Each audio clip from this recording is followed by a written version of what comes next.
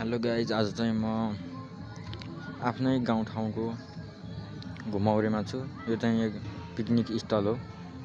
यहाँ अहिले picnic season चलिरहेको छ। सबजना आफ्नै तालमा रमाइलो गरिरहेछन्। आज चाहिँ त्यति मान्छे रहन्छन्, मान्छे नभएतिर छु म। उता पर चाहिँ मान्छेहरू आफ्नै तालमा मोज मस्ती गरिरहेछन्। म चाहिँ मान्छे नभएतिर छु। यहाँ चाहिँ मन्दिर पनि रहेछ टक्क। पिकनिक खानलाई एकदम आनन्द छ। धेरै खर्च पनि नलाउने, टक्क साथीभाइ भएर आएर रमाइलो गर्नलाई एकदम ठिक छ ठाउँ। उहाँ पर छन् मान्छेहरू चाहिँ।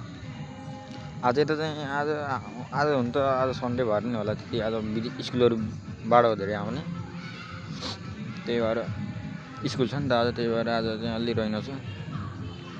खाली छ आज, पुरै खाली छ भन्दा नि भयो।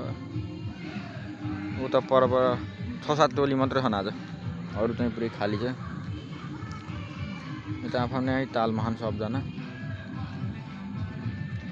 रमाइलो भइरहेको एकदम। हामी चाहिँ सर एकचोटि यसो घुम्न जाऊँ भनेर आएको।